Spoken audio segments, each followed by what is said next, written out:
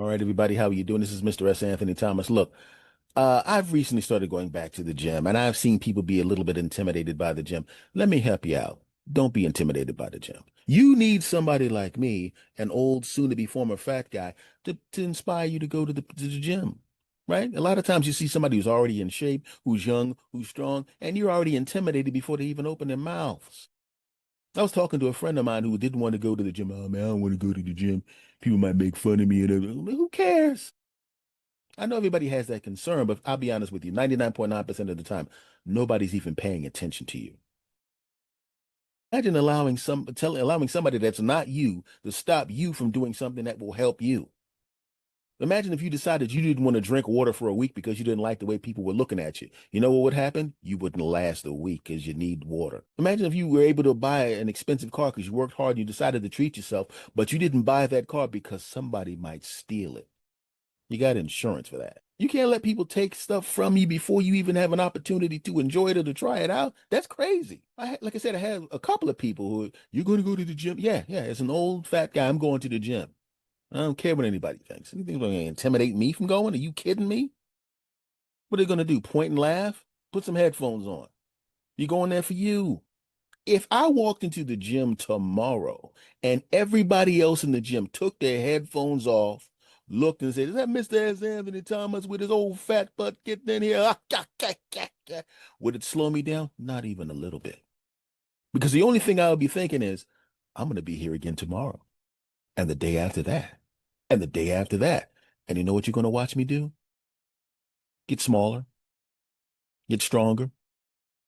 And eventually I'm going to walk in there. It's going to be one day when I walk into the gym and I'm going to look into the mirror and I'm going to see the body I had when I was in my 20s when I used to go to the gym every day, at least the middle-aged version of it, right? And will those words matter? Would attempts to intimidate me out of going to the gym, out of doing what I need to do for myself, will it matter? Absolutely not.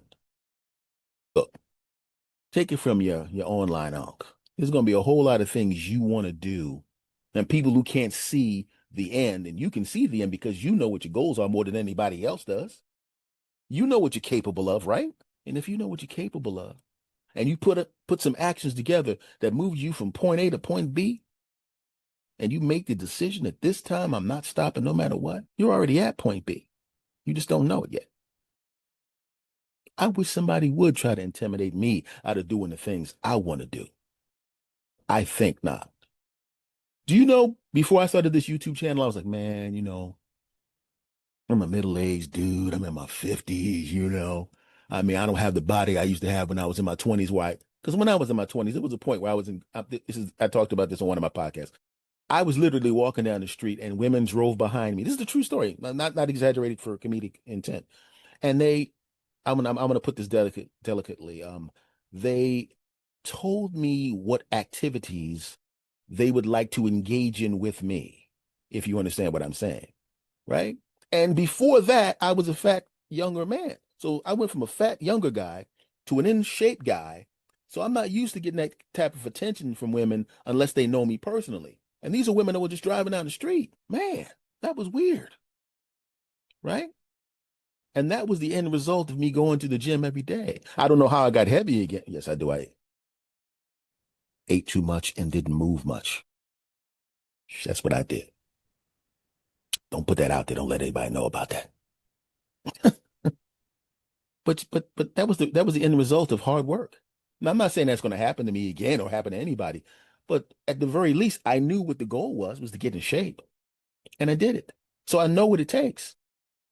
But just like I said before in this broadcast here, if you're at point A and you're going to go for point B and you make a decision at this time, there's no stopping. I'm not stopping under any circumstance. You're pretty much at point B already. You just don't know it yet.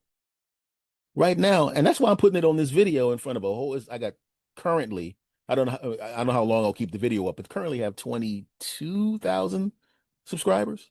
I'm putting it in front of all of you. See this version of me? As you watch the videos over the coming whatever amount of time, I decide to keep doing YouTube, which probably I'm not going to stop it in the foreseeable future. You're going to watch this change shape right in front of you. And the reason for that is I already know what my point B is.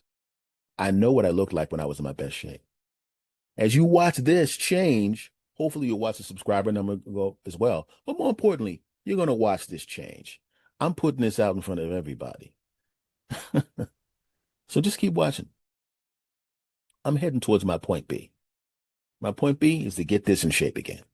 My other point B is that silver play button. Then to go this in shape myself. Try to get better. And I hope you get to do, I hope you do whatever the equivalent of that is for you as well. So let's all hit our point Bs. Cool? Cool. I'm gonna end this video now. Somebody's got to go eat right and work out. You dig?